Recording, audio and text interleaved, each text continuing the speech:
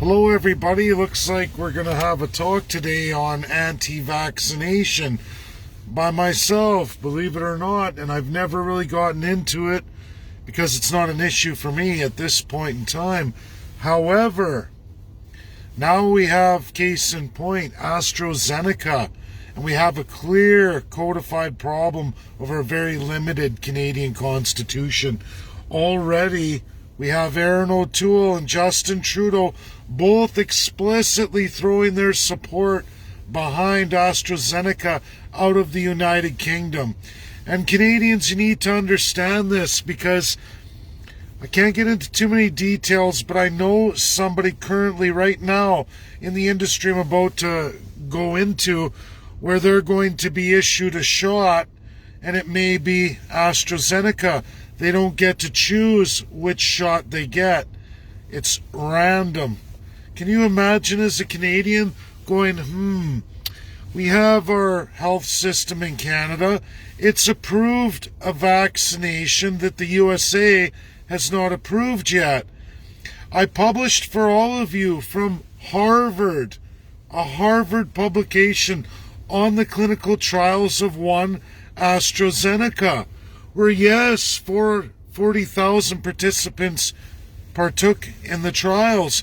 However, only 200 came down with COVID-19, half of which got a vaccination, half of which didn't. That's your clinical trial. See, in the USA, they say, wait a minute, we have a problem with your data and how you obtain the data. It even goes further into that with some smudging of the numbers. Now, in the USA, everybody, codified in their constitution and law, there is liability on vaccine harm, if there is harm. And I'm not going to sit here today and give credence to what all's out there on vaccine harm. All I know is what I know in absolute court and absolute documentation. And that's what we're going to get into right now. So, in the United States, if a vaccine is proven to cause harmful effects, not listed or not gone through in trials, there is liability. In the United States, you join class action.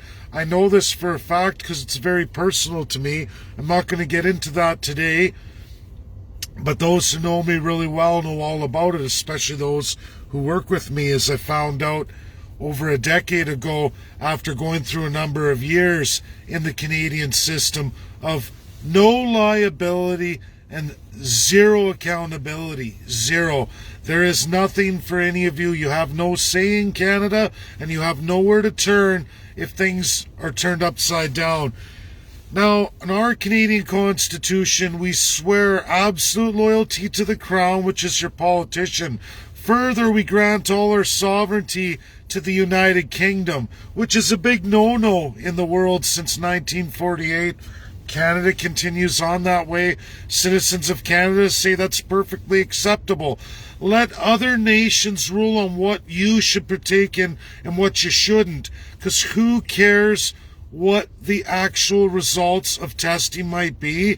Just put it on them anyway, because our Constitution says it's okay. Let politicians decide, because I don't know about any of you, but when it comes to medical and research and data, I would like to hear from the professionals, not my filthy politician who's got backdoor deals with another country, regardless of what they purchased. Now, Erin O'Toole and Justin Trudeau are fully backing this 100%. There's no fight here. They say this is fine, even though the United States of America's experts are saying, hold it, wait, the efficacy, right? How efficient this vaccine is not determined.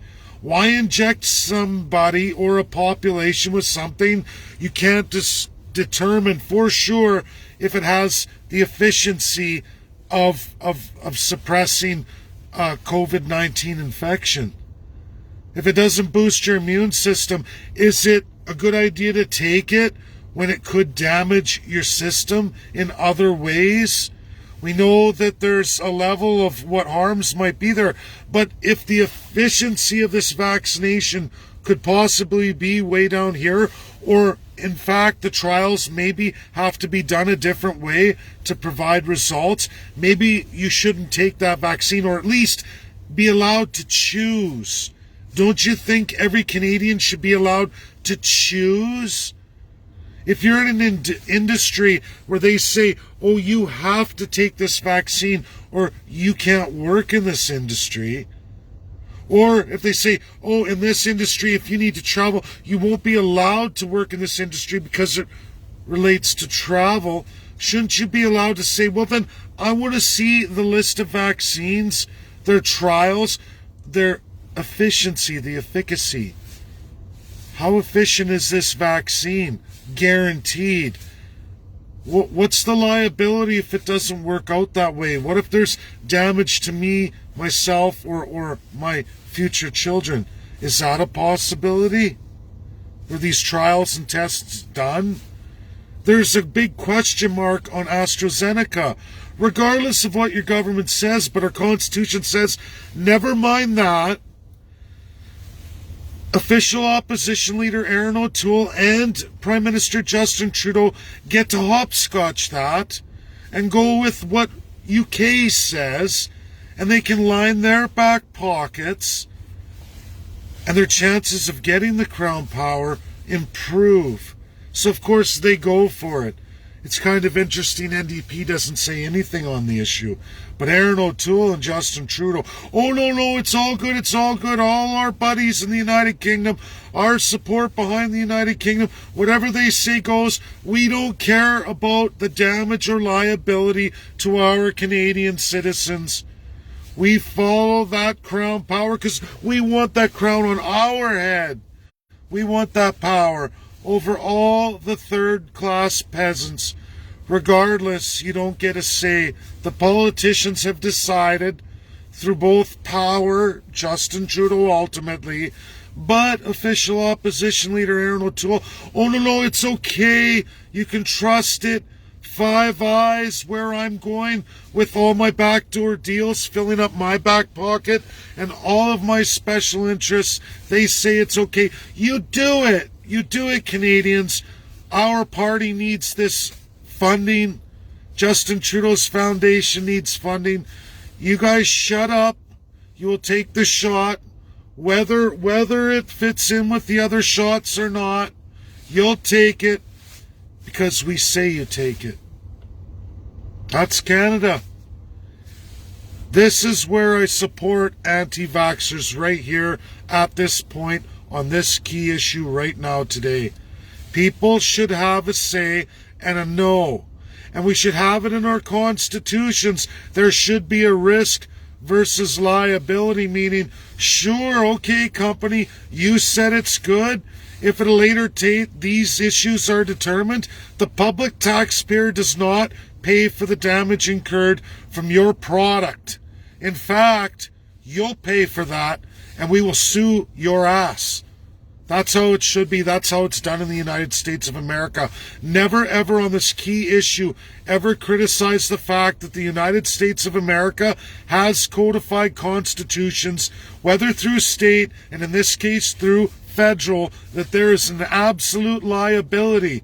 You come messing around in the United States, you hurt one American, one little hair on an American's head, get ready for a class action lawsuit where the little guy can team up in a group and they can do a group liability against the big multinationals. That's the power of codification in the Constitution. Something absolutely missing in Canada, and this is an extreme example of the backdoor double dealing where you don't even have an opposition. They're already bought and paid for. They more than embrace the first class. Erin O'Toole does. He has got a rich history. He's a Privy Council member. He's a fat cat. He comes from government, made all his money there. You ever ask where he came up with, snap of a finger, $3 million to run for politics? Come on, guys. Our system is polluted, corrupted beyond belief. USA has it, sure they have it too. They have the big mouth politicians. They come out on grand stages, big money, but at the end of the day, they run into the brick wall called the codification of a constitution. And the courts are not subject to the politicians. They're subject to the people.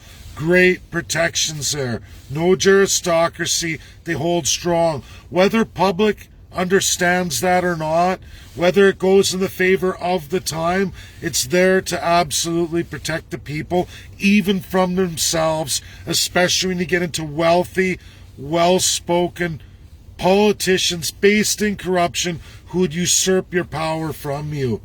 That's the strength of America. There's other countries with this tremendous strength too, but it's something Canada could have. It takes a vehicle, it takes the people's desire, and it takes experts. Two of which I have. It's the people now. That's where we're going. We need the people. This is just another thing highlighting today just how corrupt of a system we're really in. And think of all those poor frontline workers now who have to take the AstraZeneca, possibly amongst the others.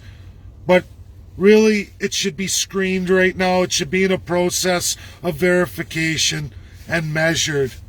But because it's from the UK, because of the crown power of our system, it will be pushed through regardless of whether it really passes the tests or not. Shame. And regardless of all vaccines, there is zero liability in Canada. Zero. Any damages you get, that's your problem. Welcome to uncodified small c constitutionalism. Very limited to absolutely no rules at all for your first class politician. Were you the third class, which is almost all of you, very little second class. Some of them can buy their way into first class. But for the large majority of second and third class, you will do, as the Crown says, you will fill all their rules, but they have no rules themselves. That's reality. Bye now. Have a great day. Get it out, share. It's very important.